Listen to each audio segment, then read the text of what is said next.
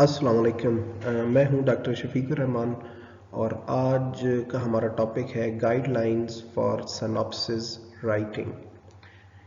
ये गाइडलाइंस हमें university of agriculture Faisalabad की directorate of graduate studies DGS की जानिब से प्रोवाइड की गई हैं और ये गाइडलाइंस एक PDF फाइल की फॉर्म में उनकी वेबसाइट पर भी मौजूद है। इन गाइडलाइंस में दी गई इंस्ट्रक्शंस को फॉलो करते हुए हम ये देखेंगे कि एक अच्छा सिनॉप्सिस कैसे लिखा जा सकता है, एक अच्छा सिनॉप्सिस कैसे उसकी फॉर्मेटिंग की जाएगी और उसमें जो डिफरेंट पार्ट्स हैं, सेक्शंस हैं, उनको हम कैसे अरेंज कर सकते हैं और उसको हम कैसे अच्छे तरीके से प्रेजेंट कर सकते हैं। इसके लिए सबसे पहले आपको सिनॉप्सिस गाइडलाइन डाउनलोड करनी होगी। ये एक PDF फाइल है जो हमारी यूनिवर्सिटी ऑफ एग्रीकल्चर फैसलाबाद की वेबसाइट के DGS सेक्शन में मौजूद है और इसको आप ये वेबसाइट एड्रेस यूज़ करके डायरेक्टली डाउनलोड भी कर सकते हैं और अगर इसको आपको थोड़ा सा टाइप करने में या वहाँ पे कोई मुश्किल हो तो आप इसको गूगल से सर्च भी कर सकते हैं और गूगल के लिए आपको जो कीवर्ड्स देने हैं सर्च के लिए वो UFDGS डाउनलोड सिनॉप्सिस है। तो यहाँ पे आप देख सकते हैं कि सिनॉप्सिस GS5 और ये एक PDF फाइल है जो आप वहाँ से डाउनलोड करके भी इसको अपनी डेस्कटॉप पे एक आप फोल्डर बना लें जहाँ पे आपने सिनॉप्सिस रखना है या सिनॉप्सिस से जो रेलेवेंट मटेरियल है, जब फाइल्स हैं तो एक अरेंज करके वहाँ पे इसको आपने फाइल को PDF फाइल को सेव कर लेना है।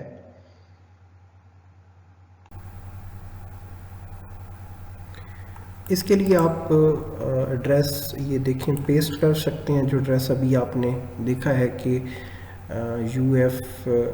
uf.edu.pk में जो DGS की वेबसाइट है उसमें ये पेस्ट करके आप इसको डाउनलोड भी कर सकते हैं। यहाँ पे आप देख सकते हैं ये सिनॉप्सिस GS5 UF डाउनलोड आपका ऑप्शन आपको नज़र आ रहा है, तो इसको आप डाउनलोड कर सकते हैं। और अगर आप डायरेक्टली आपने ओपन नहीं की तो फिर आप इसको गूगल को जो है वो कीवर्ड्स भी दे सकते हैं UFDGS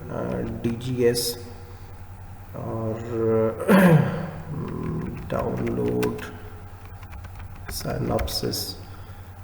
तो इसको जो ही आप सर्च देंगे तो आपके पास ये पहला जो ऑप्शन आ जाता है सिनॉप्सिस GS5 UF, आप इसको यहाँ पे डाउनलोड कर सकते हैं। ये ब्राउज़र में ओपन हो गया तो यहाँ पे आप इसको डाउनलोड जो है वो कर सकते हैं। डाउनलोड करने के बाद ये PDF फाइल जब आप ओपन करेंगे तो ये एक 7 पेज फाइल है जिसमें सिनॉप्सिस की तमाम सेक्शंस के बारे में इंफॉर्मेशन प्रोवाइड की गई है, गाइडलाइंस दी गई हैं कि कैसे आपने उनको कंपोज करना है, सेक्शंस की कंपोजिंग है, फॉर्मेटिंग है, आपने फ़ॉन्ट्स कौन से चूज़ करने हैं, फ़ॉन्ट्स का साइज़ क्या होना चाहिए, पैराग्राफ फॉर्मेटिंग है, जो भी फॉर्मेटिंग डिटेल्स हैं, कंपोजिंग डिटेल्स हैं, वो सारी जो है वो इस सिनॉप्सिस टेम्पलेट में आपको डिटेल में देखने को मिलेंगी। तो ये एक 7 पेज फाइल है और इसमें तमाम इंफॉर्मेशन जो है वो आपको दी गई है और हम 1 बाय 1 जो है वो तमाम डिटेल्स को देखेंगे।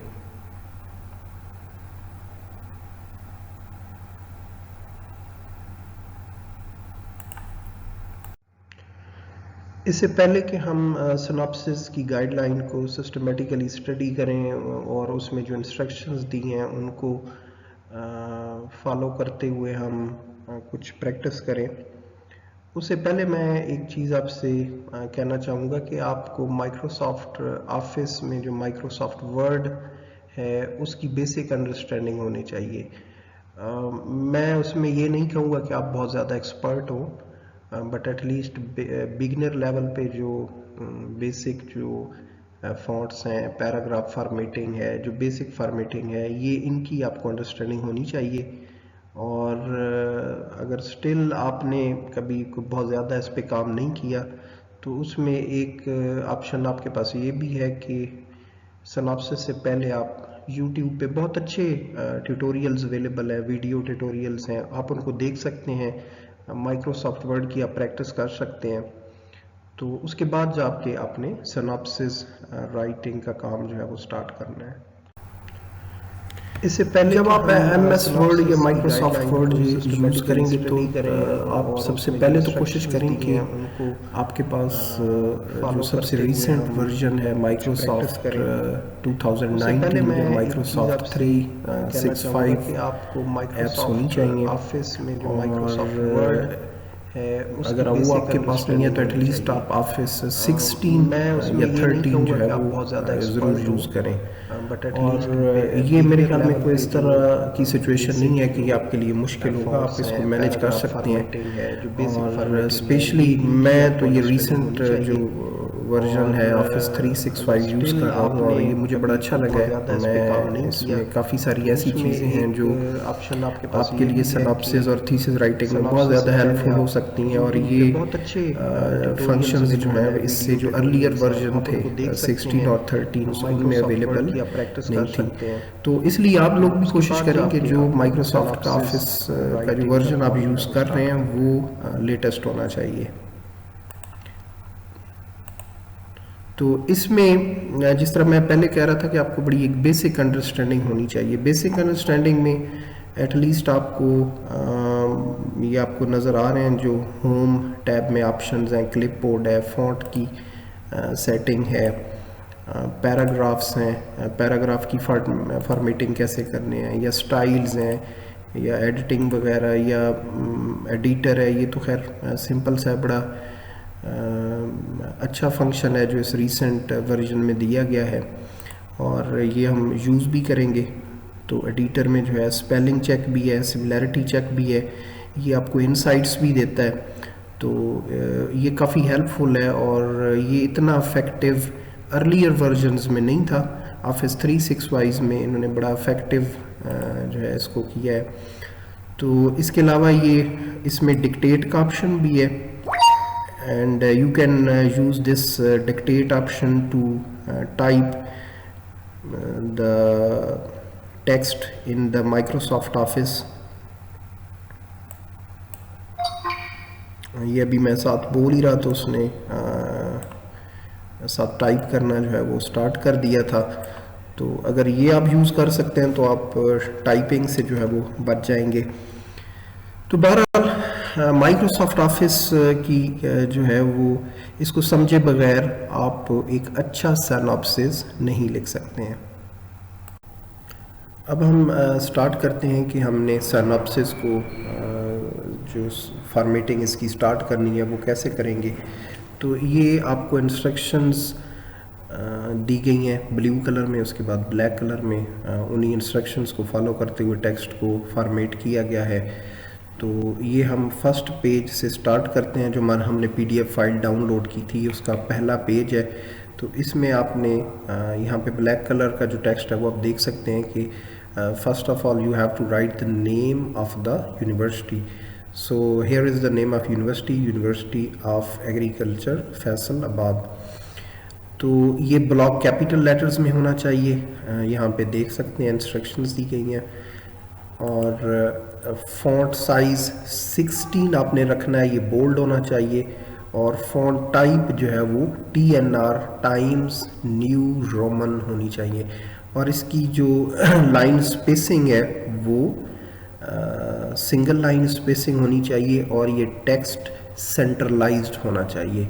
तो अब हम इन इंस्ट्रक्शंस को माइक्रोसॉफ्ट वर्ड में लेकर जाते हैं और वहाँ पे आपको ये परफॉर्म करके दिखाते हैं कि इन इंस्ट्रक्शंस को आपने कैसे फॉलो करना है। अच्छा, अब आपने माइक्रोसॉफ्ट वर्ड ओपन किया है और उसमें आपने देखा है कि हमने ये यूनिवर्सिटी ऑफ एग्रीकल्चर फैसलाबाद लिखा हुआ है और इसमें अभी वही बाय डिफ़ॉल्ट फ़ॉन्ट्स हैं, लाइक कैलबरी 11 है और इसकी अलाइनमेंट और सारी पैराग्राफ की सेटिंग वही है। जब आप माइक्रोसॉफ्ट वर्ड ओपन करते हैं तो बाय डिफ़ॉल्ट जो भी सेटिंग आपकी चल रही होती हैं आप उसी फॉर्मेटिंग को फॉलो करते हुए आप टेक्स्ट को टाइप कर देते हैं। तो अब हमने इंस्ट्रक्शंस वो देखनी है जी, उन इंस्ट्रक्शंस को फॉलो करते हुए कि हमने इसको फॉर्मेट करना है। तो इन इंस्ट्रक्शंस में अगर आप देखें तो सबसे पहले ब्लॉक कैपिटल लेटर्स हैं, first thing. The second thing is font size 16 bold, and the third is font type time news roman, and the fourth one is single line spacing, and fifth is centralized। तो हम one by one in चीज़ों को देखते हैं जनाब।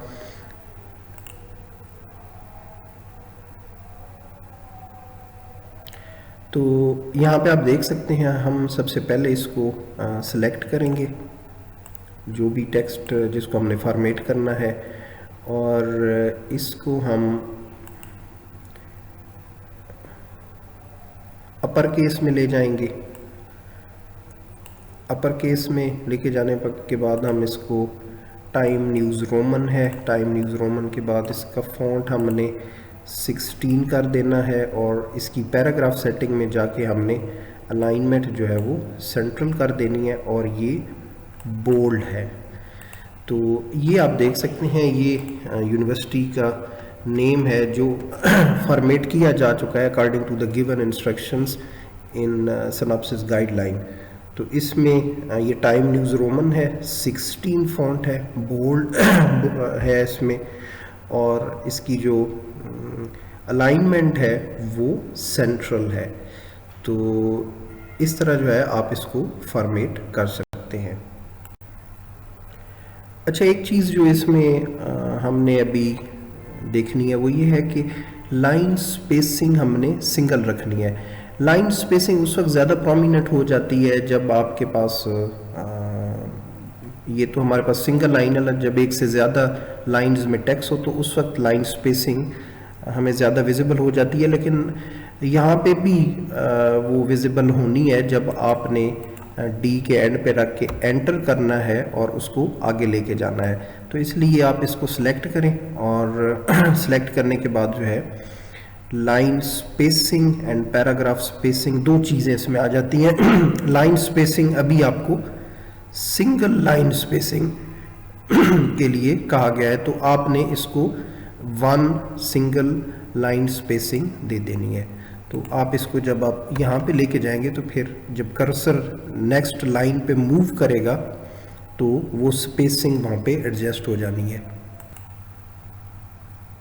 अच्छा, अब यहाँ पे एक और गड़बड़ भी होती है जो हमारे स्टूडेंट्स अक्सर इस चीज़ का ख्याल नहीं रखते। वो ये है कि हमारे जो स्टूडेंट्स हैं उनकी कुछ स्टूडेंट्स वो कॉपी पेस्ट पे ज़्यादा जो है वो फोकस करते हैं। तो वो करते क्या हैं कि वो अगर UFB लिखना है, यूनिवर्सिटी ऑफ एग्रीकल्चर फैसलाबाद, तो वो उसको टाइप करने की बजाय वो वहीं से उसको नेट से गूगल से सर्च करके फ़ौरन कॉपी कर लेते हैं, और कॉपी करने के बाद उसको जाके आप वहाँ पे पेस्ट कर देते हैं। तो जब आप पेस्ट करते हैं तो पेस्ट में आपके पास बहुत सारे ऑप्शंस होते हैं, लाइक कीप सोर्स फॉर्मेटिंग है, मर्ज फॉर्मेटिंग है, कीप टेक्स्ट ओनली है। तो इसमें जो सबसे बेस्ट ऑप्शन है वो आपने कीप टेक्स्ट ओनली आपने प्रेस करना है। और उसकी रीज़न ये है कि जब आपको कीप टेक्स्ट ओनली प्रेस करेंगे तो वो जो प्रीवियस सोर्स की जहाँ से आपने इसको कॉपी किया है उसकी फॉर्मेटिंग को वहीं पे छोड़ के आएगा। आपके पास जस्ट वो टेक्स्ट फॉर्म में पेस्ट हो जाएगा, और जो ऑलरेडी फॉर्मेटिंग आपके वर्ड के डॉक्यूमेंट में चल रही होगी वो उसको फॉलो करेगा। तो अब ये चूँकि जो फॉर्मेटिंग हमारे पास पहले से हमने किया हुआ था, हमने इस लाइन को फॉर्मेट किया हुआ था, तो ये जो पेस्ट किया है इसने उसी फॉर्मेटिंग को एक्सेप्ट कर लिया है। जस्ट इसमें जो केस लेटर है वो आप उसको चेंज कर देंगे। अब इसमें कैपिटलाइज ईच वर्ड है, ये आप देखें U, A और F, लेकिन आपकी जो फॉर्मेटिंग है वो आपकी अपर केस की है, तो आप इसको अपर केस कर देखें। तो आपने देखा है कि माइनर चेंज के बाद वो वैसा ही हो गया जैसे हमने टेक्स्ट को टाइप करके फॉर्मेट किया था। एक तो आपने ये करना है कि जब भी कोई चीज़ आप कॉपी पेस्ट करें उसको आपने एज अ टेक्स्ट कॉपी करना है। ओनली कीप टेक्स्ट जो ऑप्शन है वो आपने क्लिक करना है। अगर ऐसा करना आप भूल जाते हैं तो फिर आपने करना ये है कि मैं इसको दोबारा ज़रा, ये अब देखें, ये कैलबरी 11 ये वही डिफ़ॉल्ट सेटिंग पे आ गया है। यहाँ पे हम इसको कीप टेक्स्ट ऑनली नहीं करते बल्कि इसको कीप सोर्स फॉर्मेटिंग करते हैं। अब आपने देखा है कि ये वैसे ही है जैसे हमने इसको गूगल से कॉपी किया था। तो सबसे पहला काम क्या करना है आपने, फिर इसको आपने यहाँ पे जाके क्लियर ऑल फॉर्मेटिंग कर देनी है। क्लियर ऑल फॉर्मेटिंग करेंगे तो वो जो प्रीवियस फॉर्मेटिंग वो गूगल वेब पेज से कैरी कर रहा है वो यहाँ पे सारी रिमूव हो जाएगी। तो पहला तो ऑप्शन ये है कि आप उसको एज अ टेक्स्ट ही कॉपी करें। उसको आप अगर text as a text copy करना भूल गए हैं और कोई उसने प्रीवियस फॉर्मेटिंग कैरी की हुई है तो आप उसको फिर फॉर्मेटिंग क्लियर करके जो भी फिर आपकी फॉर्मेटिंग है, और आपका फॉर्मेटिंग क्या है जी, आपका टाइम न्यूज़ रोमन है, 16 है, बोल्ड है, अलाइनमेंट आपकी लेफ्ट नहीं है बल्कि अलाइनमेंट आपकी सेंटर्ड है। यहाँ से भी कर सकते हैं और यहाँ से भी कर सकते हैं। सेंटर्ड है और आपका जो केस है वो अपर केस है।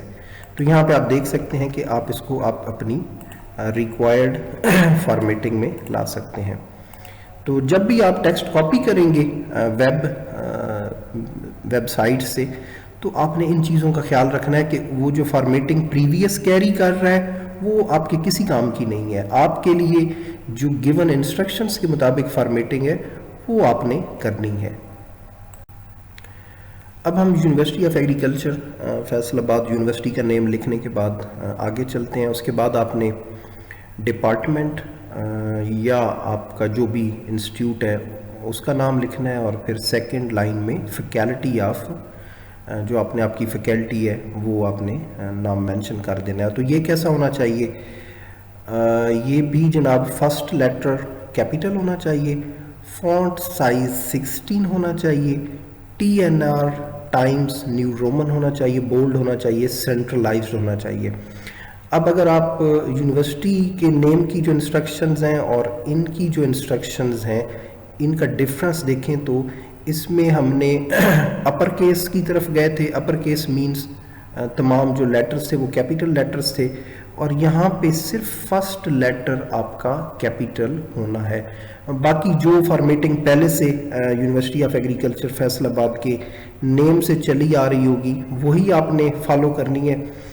उसमें कोई नई चीज़ नहीं है, जस्ट आपने फर्स्ट लेटर को कैपिटलाइज कर देना है। तो आप यहाँ पे देख सकते हैं डिपार्टमेंट या इंस्टीट्यूट का पहला जो लेटर है और इसी तरह फैकल्टी का भी लेटर। उसके बाद जनाब आपकी तीसरी जो चीज़ आ जाती है वो है सिनॉप्सिस फॉर MBA और MSc, जो आपकी MSc ऑनर्स है, MPhil है, PhD है, जो आपकी डिग्री है वो लिखनी है। सिनॉप्सिस फॉर MBA/MSc इसकी भी फॉर्मेटिंग जो है वो आप देख सकते हैं सेम चली आ रही है। और उसके बाद जो है वो आपने टाइटल ऑफ द सिनॉप्सिस देना है, ये भी ब्लॉक कैपिटल लेटर्स में होगा, फॉन्ट 14 होगा, फॉन्ट टाइप TNR है, सिंगल लाइन स्पेसिंग है और अब जस्टिफाइड जो है वो अलाइनमेंट होगी। तो जो आपने पहले माइक्रोसॉफ्ट वर्ड में की थी यहाँ पे उसमें अब दो चेंजेस आपने लानी है। एक तो आपने इसको 14 कर देना है और दूसरा अब अलाइनमेंट आपने सेंट्रल से मूव करके जस्टिफाई पे आ जाना है और ये लो मीडियम हाई की तरफ नहीं जाना, जस्ट आपने इसको सिंपल जस्टिफाई कर देना है क्योंकि अब आपने टाइटल लिखना है और टाइटल जो है वो आपका यहाँ से बिल्कुल स्टार्ट होगा और कंप्लीट जो है वो लाइन पे आएगा। और हो सकता है कि वो टाइटल अगर आपका बड़ा है तो वो 2 लाइन हो या 3 में भी चला जाए। टाइटल ऑफ सिनॉप्सिस के बाद आपने जो स्टूडेंट हैं, जो कैंडिडेट हैं, उनका कंप्लीट फुल नेम लिखना है, रजिस्ट्रेशन नंबर लिखना है और उसकी फॉर्मेटिंग कैसे होगी ये आपने 2 लाइंस में लिखना है। ये देखें फर्स्ट लेटर है कैपिटल होना चाहिए, जैसे नेम का N कैपिटल है, स्टूडेंट का S कैपिटल है और फ़ॉन्ट साइज़ अब आप 12 पे आ गए हैं और TNR है और सेंट्रलाइज्ड है। और अब आप देखें तो पहले जितने भी हमारे पास यहाँ पे चाहे सिनॉप्सिस का टाइटल था, फैकल्टी का नेम था, यूनिवर्सिटी ऑफ एग्रीकल्चर था, वो एक तो फ़ॉन्ट भी बड़े थे, 16 और 14 का फ़ॉन्ट आ रहा था, और दूसरा वो बोल्ड थे। तो अब आप देखें कि जब ये नेम ऑफ़ द स्टूडेंट पे हम आए हैं और रजिस्ट्रेशन नंबर जो आपने मेंशन करना है अपना, वो फ़ॉन्ट साइज़ बोल्ड नहीं है, वो सिंपल 12 फ़ॉन्ट साइज़ है, और आपका फ़ॉन्ट टाइप TNR ही रहेगा, और ये फर्स्ट लेटर जो है वो आपका कैपिटल हो जाएगा। और हम इसको देखते हैं कि माइक्रोसॉफ्ट वर्ड में लेके जाते हैं, वहाँ पे आपको ये परफॉर्म करके दिखाते हैं। हम इस वक्त माइक्रोसॉफ्ट वर्ड में आ गए हैं और यहाँ पे आप देख सकते हैं कि नेम ऑफ़ द स्टूडेंट और रजिस्ट्रेशन नंबर का टेक्स्ट हमने टाइप कर दिया है। और जब हमने टाइप किया है तो हमसे वो काम हुआ है जो अक्सर स्टूडेंट से होता है, स्पेलिंग मिस्टेक्स, ग्रामर मिस्टेक्स। जब भी आप लिखते हैं तो ये मिस्टेक्स जो हैं वो कॉमन है। तो इसका फ़ौरन आपने, ये मैं चूँकि ऑफिस 365 यूज़ कर रहा हूँ, इसमें यहाँ पे आप एडिटर का आइकन देख सकते हैं, इसको आपने फ़ौरन क्लिक कर देना है और आप देखेंगे कि थोड़ी देर बाद यहाँ पे एडिटर ओपन हो चुका है, और एडिटर जो है वो हमें बता रहा है कि there are 2 spelling mistakes and we need to correct these mistakes. और ये मिस्टेक्स क्या हैं, एक ये स्टूडेंट और दूसरा जो है registration. And you have finished reviewing editor suggestions. यहाँ पे हमने इसको चेक कर लिया है। एडिटर और भी बहुत कुछ कर सकता है, लेकिन राइट नाउ हम जस्ट स्पेलिंग की बात कर रहे हैं या ग्रामर की कर रहे हैं। तो अब हम इनकी इंस्ट्रक्शंस देखते हैं जो हमें गाइडलाइन में दी गई हैं कि इनको कैसे कंपोज करना है। तो एक दफ़ा इंस्ट्रक्शंस को दोबारा देख लेते हैं, फिर हम इसकी कंपोजिंग फॉर्मेटिंग कर देते हैं। ये हमारी इंस्ट्रक्शंस हैं जी। Full name of the candidate and registration number, ये 2 लाइनों में लिखना है। फर्स्ट लेटर कैपिटल होना चाहिए, फ़ॉन्ट साइज 12 होना चाहिए, टाइम्स न्यू रोमन होना चाहिए और सेंट्रलाइज्ड होना चाहिए। और इसमें जो चीज़ है जो अब नहीं आ रही हमारे सामने, वो है पहले जितना भी फ़ॉन्ट था वो बोल्ड था, अब बोल्ड नहीं है और फ़ॉन्ट साइज़ भी छोटा हो गया है, वो 12 तक चला गया है। तो इसको जनाब टेक्स्ट को आप सिलेक्ट कर लें। फ़ॉन्ट साइज़ हमने इसका 12 कर देना है। Font type TNR times new Roman है, और इसकी जो अलाइनमेंट है वो आपके पास सेंट्रल है, और इसका जो लेटर है वो है जनाब केस साइज़ जो है वो केस चेंजिंग केस में आ जाए। ये आपके पास capitalise each word, capitalise each word में अब देखें यहाँ पे इसने अगेन इसको ब्लू अंडरलाइन कर दिया। फ़ौरन एडिटर ओपन करें, एडिटर आपको बताएगा कि जनाब क्या गड़बड़ हो चुकी है यहाँ पे। तो कैपिटलाइज ईच वर्ड में ये दी को कैपिटलाइज नहीं करेगा, आप इसको ऐसे कर दें, और उसके बाद जो है वो इसको ऑफ को भी नहीं करना चाहिए। हम इसको एडिटर ने पिक नहीं किया तो हम उसको खुद ऑफ कर देते हैं। तो बाकी जो है वो ये जो इंस्ट्रक्शंस के मुताबिक इसकी फॉर्मेटिंग हो चुकी है। तो यहाँ पे आप अपना आगे नाम लिख देंगे और जो आपका रजिस्ट्रेशन नंबर है वो आपने यहाँ पे मेंशन कर देना है। नेम ऑफ़ द स्टूडेंट और रजिस्ट्रेशन नंबर के बाद आपने एब्स्ट्रैक्ट जो है वो स्टार्ट करना है। और एब्स्ट्रैक्ट के बारे में जो हमें इंस्ट्रक्शंस दी गई हैं उसमें आप देख सकते हैं abstract in the first letter capital, ये सेंटेंस केस में आएगा। आपका जो एब्स्ट्रैक्ट है फ़ॉन्ट साइज़ 14 होना चाहिए, TNR बोल्ड होना चाहिए और सेंट्रलाइज्ड होना चाहिए। तो ये आप एब्स्ट्रैक्ट देख सकते हैं। ये जो फॉर्मेटिंग पीछे चल रही है उसको आपने एक तो 14 कर देना है और उसको बोल्ड भी कर देना है। तो बाकी वही आप स्टेटमेंट जब एंटर करके आगे लाएंगे तो वैसा ही होगा। और अब एब्स्ट्रैक्ट में जो चीज़ें हैं जो आपने जिन चीज़ों का ख्याल रखना है, इसमें आपके डेफिनेटली आपके सुपरवाइज़र भी हेल्प करेंगे, टेक्निकली वो चीज़ों को देखेंगे। जो पॉइंट्स एब्स्ट्रैक्ट में होने चाहिए हम उनके बारे में बात कर लेते हैं। The objective of the study, इसमें जो भी आप रिसर्च स्टडी कर रहे हैं आपने उसका पर्पस, उसका ऑब्जेक्टिव इसमें मेंशन करना है। और जो आप एक्सपेरिमेंटल प्रोसीजर्स हैं या कोई टेक्निक्स हैं या जो मेथडोलॉजी आपकी, जो मेथड्स हैं या जो आपकी उसमें मटेरियल्स वगैरह हैं, वो भी आपने ब्रीफली मेंशन करने हैं। और अगर आप कोई स्टैटिस्टिकल अप्रोच या टेक्निक यूज़ कर रहे हैं तो उसको भी आपने मेंशन करना है। और एब्स्ट्रैक्ट जो है सिनॉप्सिस का, it should be between 150 to 250 words. ये 150 वर्ड से कम भी नहीं होना चाहिए और 250 वर्ड से ज़्यादा भी नहीं होना चाहिए। थोड़ी बहुत इसमें आप कर सकते हैं, 260 65 तक चले जाएं या कम ना करें 150, तो वैसे भी कोई बहुत ज़्यादा ये लेंथ नहीं होती। तो बहरहाल कोशिश करें कि 150 टू 250 वर्ड्स के दरमियान जो है वो उसको आप जो भी चीज़ें आप उसमें जो आपको पॉइंट्स बताए गए हैं उनको उसमें समराइज़ करने की कोशिश करें। एब्स्ट्रैक्ट के बाद आपने नेक्स्ट पेज पे आ जाना है और कुछ चीज़ें वैसे ही लास्ट पेज पे जो फर्स्ट पेज था आपका वहाँ पे हमने देखी थी यूनिवर्सिटी ऑफ एग्रीकल्चर फैसलाबाद, उसी तरह ही वही फॉर्मेटिंग है, आप उसको कॉपी पेस्ट भी कर सकते हैं। उसी तरह आपका डिपार्टमेंट का, फैकल्टी का सिनॉप्सिस फॉर जो आपकी डिग्री है।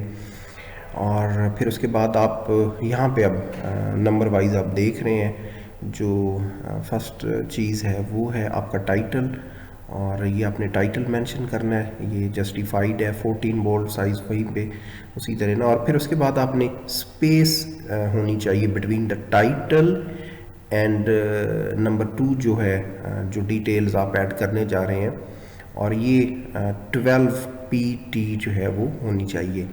तो ये हम देख लेते हैं कि 12 PT की स्पेस जो है वो कहाँ से आती है।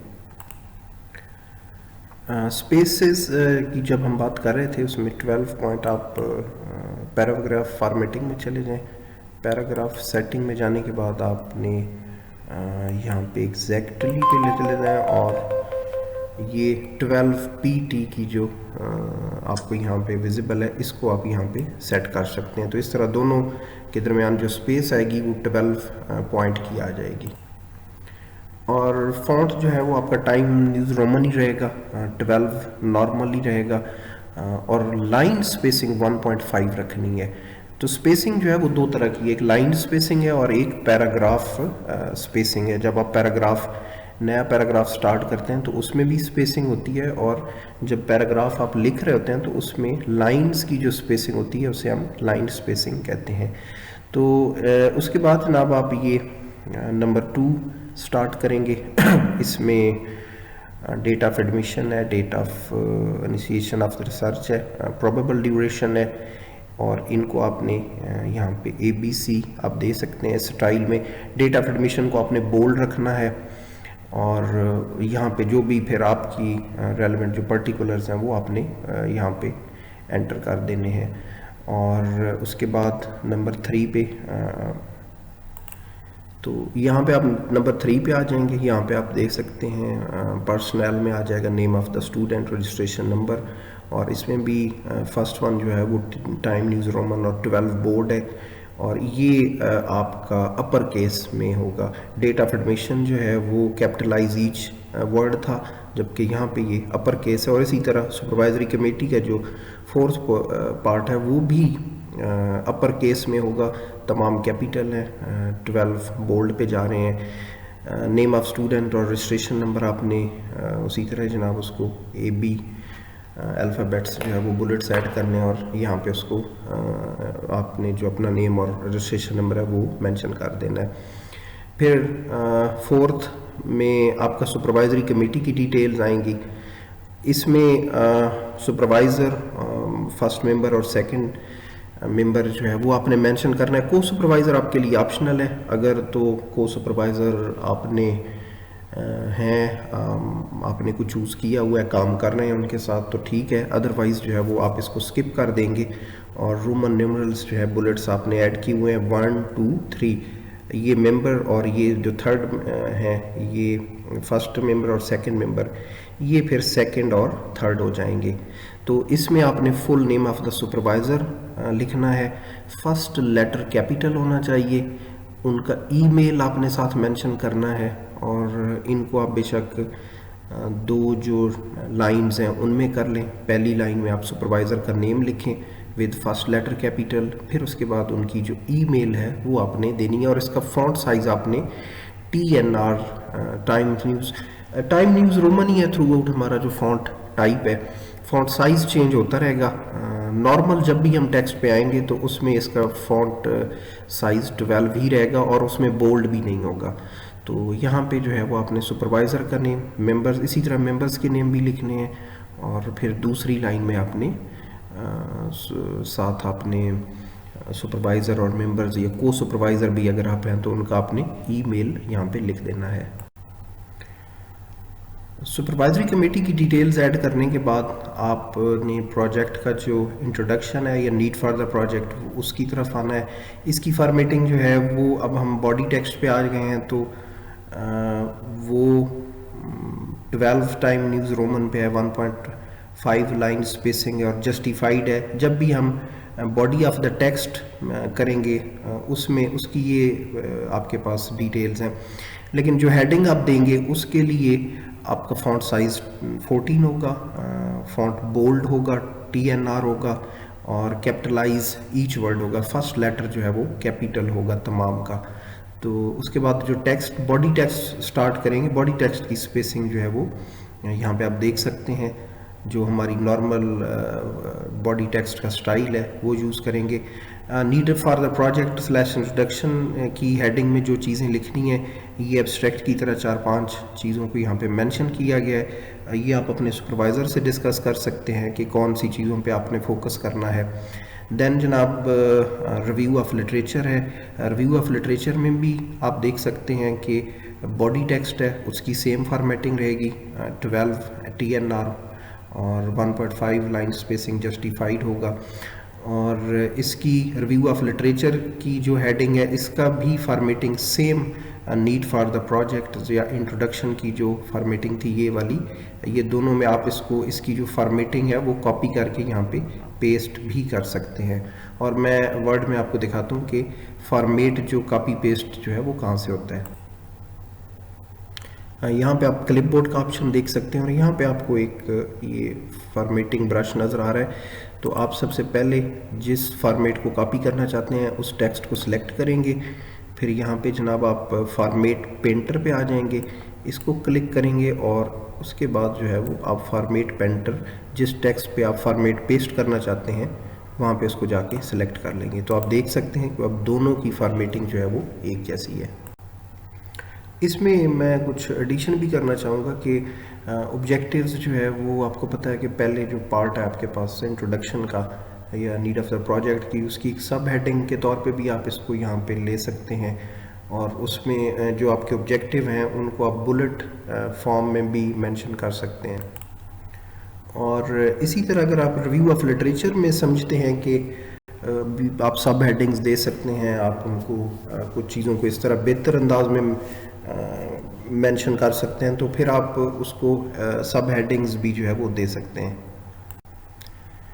अब हम बात करते हैं 8th पार्ट की जो रेफरेंसेस या लिटरेचर साइटेड का है। इसमें आपने उन तमाम रेफरेंसेस की लिस्ट बना के यहाँ पे उसको मेंशन करना है जो रेफरेंसेस आप सिनॉप्सिस में साइट कर चुके हैं। तो इन जो 7 और 6 पॉइंट्स हैं हम इनको भी देखते हैं, लेकिन इससे पहले हम जहाँ पे आपने लिटरेचर साइट किए थे तो कुछ इंस्ट्रक्शंस वहाँ पे थी, पहले हम उनको एक नज़र देख लेते हैं फिर हम इनके बारे में बात करते हैं। तो रिव्यू ऑफ लिटरेचर में हमने देखा था कि आपने जो रेफरेंसेस वहाँ पे कोट करने हैं वो कैसे करने हैं। उनमें एक तो ऑथर नेम और डेट जो है वो उसका जो ईयर है वो मेंशन करना है, और इसको दोनों चीज़ों को आपने पैरेंथेसिस में करना है। और यहाँ पे आप देख सकते हैं कि अशरफ कॉमा और साथ आपका वो ईयर है। और अगर आपके ऑथर्स व्हेन देयर आर 3 और more authors then first name followed by et al, तो यहाँ पे आप देख सकते हैं बशीर एट ऑल कॉमा और 2000 जो है वो आ रहा है। और इसमें जो आपने स्टाइल फॉलो करना है, जो साइटेशन स्टाइल है, जो रेफरेंस का फॉर्मेट है, वो Pakistan journal of agriculture sciences PAJS का है। और ये आप किसी अच्छे जो रेफरेंस मैनेजर हैं, जो साइटेशन मैनेजर हैं, लाइक एंड नोट है, तो उसमें भी आपको ये स्टाइल मिल जाएगा। और नहीं भी है तो एंड नोट या साइटेशन मैनेजर्स में, बाकी साइटेशन मैनेजर्स में भी ये ऑप्शन मौजूद होता है कि आप ख़ुद से भी अपना एक कस्टमाइज्ड जो रेफरेंस स्टाइल है वो उसको बना सकते हैं। फिर हमारे पास यहाँ पे एक और सजेशन भी है कि जो रिव्यू ऑफ लिटरेचर में जो भी आपने सिनॉप्सिस में साइटेशंस देनी है वो प्रेफरेबली रीसेंट रिसर्च होनी चाहिए। Recent research means last 10 to 15 years जो है वो जो भी अच्छा काम हुआ है, अच्छे जो रिसर्च जर्नल्स वगैरह में काम पब्लिश हुआ है, आपके टॉपिक के जो रेलेवेंट है, आपने उसको साइट करना है।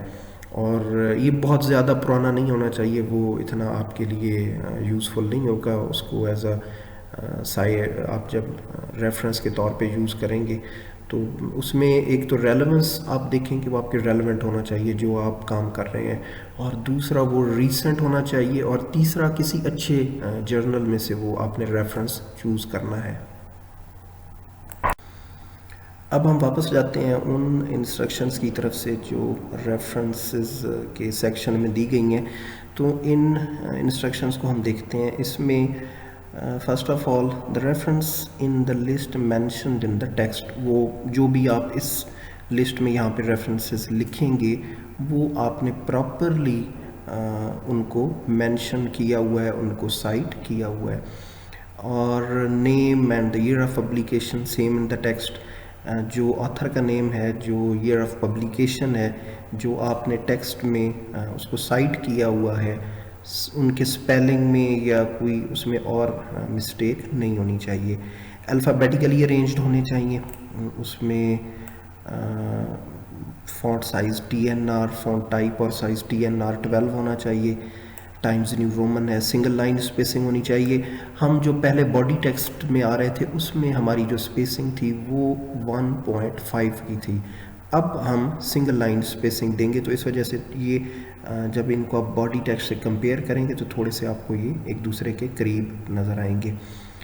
और डुप्लीकेशन नहीं होनी चाहिए। अगर आपने बॉडी टेक्स्ट में जो एक रेफरेंस साइट एक से ज़्यादा मरतबा किया हुआ है तो वहाँ पे तो वो 2 या 3 मरतबा मेंशन हो सकता है, लेकिन जब लिस्ट में आप उसको देंगे तो लिस्ट में फिर आपने उसको सिर्फ एक बार ही लिखना है। सो जो रेफरेंसेस हैं ये डुप्लीकेट नहीं होने चाहिए। स्टाइल के हम बारे में पहले भी बात कर चुके हैं कि जो आपका रेफरेंस स्टाइल है, जो रेफरेंस फॉर्मेट है, वो Pakistan journal of agriculture science का होना चाहिए, PJAS होना चाहिए। और इसी स्टाइल के मुताबिक जो है वो जर्नल्स जिस तरह एब्रीवेट किए जाते हैं वही एब्रीवेशंस आपने यूज़ करनी है। आपने मुकम्मल इसी स्टाइल को फॉलो करना है। और जब आप 2 रेफरेंसेस, दूसरा तीसरा और इस तरह लिस्ट बनाएंगे तो each reference separated before and after bye setting 6 point spacing और इंडेंट स्पेसिंग में होना चाहिए। तो ये मैं आपको माइक्रोसॉफ्ट वर्ड में मैं आपको दिखा देता हूँ कि ये कैसे आपने इसको करना है। तो ये जनाब हम माइक्रोसॉफ्ट वर्ड में आ गए और मैं इसको जो है वो पेस्ट कर देता हूँ और ये पेस्ट हो गया जी। और जब हमने इसको पेस्ट किया है तो फिर ये इसकी सेटिंग, अभी तो वो डिफ़ॉल्ट सेटिंग है जो माइक्रोसॉफ्ट वर्ड की, आप कोई भी न्यू डॉक्यूमेंट ओपन करेंगे तो वो सेटिंग आ रही होती है। तो हमने जनाब इसकी फॉर्मेटिंग स्टार्ट कर देनी है। फ़ॉन्ट हमने 12 कर देना है और टाइम्स न्यू रोमन TNR में इसको ले जाना है। और उसके बाद इसकी जो अलाइनमेंट है वो जस्टिफाइड है। और फिर उसके बाद जनाब इसकी जो स्पेसिंग है, लाइन स्पेसिंग आपने रखनी है सिंगल, और ये 6 पॉइंट जो है वो रखनी है। और यहाँ पे आप देख सकते हैं जी पैराग्राफ सेटिंग में 6 पॉइंट है, पैराग्राफ स्पेसिंग है, और सिंगल स्पेसिंग जो है वो आपने यहाँ पे लाइन स्पेसिंग रखी है। फिर उसके बाद इसको इंडेंट स्पेसिंग में लेके जाना है आपने। ये भी आपके यहाँ पे 0.5 में रख लें तो। और ये अल्फ़ाबेटिकली आर्डर है जी, ए दोनों एक ही हैं, लेकिन ये ए एल है और ये ए एस है, और के तो डेफिनेटली फिर ए के बाद ही आएगा। तो इस तरह जो है आप उसको फॉर्मेटिंग कर सकते हैं, जो according to the given instructions है, ये वो फॉर्मेटिंग है। इसमें आप देख सकते हैं कि जो जर्नल का एब्रीवेटेड नेम है ये PJAS रेफरेंस स्टाइल के मुताबिक है, और ये PKJC, तो ये स्टाइल जो है वो आपने, ये एज सच कोई इतना मुश्किल नहीं है। जब आप एक मरतबा इसको reference manager like and note में इसको सेट कर लेंगे स्टाइल को, तो उसके बाद आपने जस्ट इसको इंसर्ट करना होगा, फिर आपके लिए कोई उसमें परेशानी वाली बात नहीं है। लेकिन अगर आपने इसको मैनुअली करने की कोशिश की तो आप जितनी भी उसमें एहतियात कर लेंगे, यहाँ पे कॉमा और फुल स्टॉप वगैरह, ये पॉइंट्स, ये आपसे सेमी, ये कॉलम्स वगैरह, ये आपसे आगे पीछे हो जाएंगे, तो फिर वो आपके लिए मुश्किल होगी। इसलिए बेहतर यही है कि आप एंड नोट यूज़ कर लें, या कोई भी अच्छा सा साइटेशन मैनेजर जो है वो इस पर्पज़ के लिए यूज़ कर लें। ये हम दोबारा वापस PDF फाइल में आ गए हैं जहाँ पे आपको इंस्ट्रक्शंस दी गई थी, और यहाँ पे आप देख सकते हैं कि इसकी एग्जांपल्स दी गई हैं। और इस एग्जांपल्स में अगर आप आर्टिकल को साइट कर रहे हैं, किसी रिसर्च आर्टिकल को साइट कर रहे हैं, तो उसमें ये आर्टिकल किसी मैगज़ीन या किसी सीरियल पब्लिकेशन में हो सकता है, तो आर्टिकल्स को साइट करने का स्टाइल डिफरेंट है। इसी तरह बुक्स को अगर आप साइट करेंगे तो बुक्स का स्टाइल डिफरेंट होगा। किसी बुक में एक चैप्टर को साइट करना चाहते हैं तो उसका स्टाइल डिफरेंट होगा। ये साइट जो PGS के स्टाइल्स हैं इनकी यहाँ पे डिटेल जो है वो दी गई है। और इसी तरह कॉन्फ्रेंसेस हैं, सिंपोजियम है, या कोई वर्कशॉप प्रोसीडिंग्स है, तो उनको भी आप मेंशन करेंगे। और इसमें थीसिस का, या कोई वेबसाइट है, या कोई सॉफ्टवेयर है, कोई ऑर्गेनाइजेशन है, तो हर केस में जो है वो उनको साइट करने का स्टाइल डिफरेंट होगा, और उसकी डिटेल्स जो है वो इस PDF फाइल में आपको दी गई है। रेफरेंसेस की लिस्ट के बाद आप नेक्स्ट पेज पे आना है, और ये हमारा सिग्नेचर्स का पेज है। सिग्नेचर्स की जो आपने हेडिंग देनी है, ये ब्लॉक कैपिटल लेटर्स में है, फॉन्ट साइज़ 14 है, बोल्ड है, TNR फॉन्ट साइज़ है, और सेंट्रलाइज्ड अलाइनमेंट है। और उसके बाद आपने स्टूडेंट, सुपरवाइज़र और सुपरवाइजरी कमेटी की जो डिटेल देनी है, इसके बारे में एज सच कोई यहाँ पे इंस्ट्रक्शंस तो नहीं दी गई, लेकिन ये आपने 12 फॉन्ट रखना है। और उसके अलावा स्टूडेंट, सुपरवाइज़र और सुपरवाइजरी कमेटी की जो हेडिंग्स हैं इनको आपने बोल्ड लेना है, और बाकी जो है वो आपने नॉर्मल फॉन्ट में लिखना है। और इसमें लाइन स्पेसिंग भी है, ये मोर देन 1.5 मुझे लग रही है। और दूसरा ये है कि इसमें फॉन्ट साइज़ वो आपने 12 ही रखना है। और यहाँ पे जो है फिर सुपरवाइजरी कमेटी में आपने रोमन न्यूमरल्स की बुलेट्स भी ऐड करने हैं। को सुपरवाइज़र अगर आपके हैं तो ठीक है, अदरवाइज़ इसको आप स्किप कर दें, नेम ऑफ़ द सुपरवाइज़र करें, और name of second and third जो आपके आने हैं 2 मेंबर्स हैं उनको मेंशन करें। और देन जनाब वो जो आपके चेयरमैन या डायरेक्टर या जो भी यहाँ पे आप के रेलेवेंट जो आएगा वहाँ पे इसको आपने मेंशन करना है। फिर स्क्रूटनी कमेटी के जो आपके मेंबर्स हैं उनके नेम्स आएंगे। देन फाइनली जो है वो डीन के और डायरेक्टर ग्रेजुएट स्टडीज़ के जो है वो आपको मिल जाएंगे। इसका तो ज़्यादातर टेम्पलेट बना पड़ा होता है, वो आप वो भी फॉलो कर सकते हैं।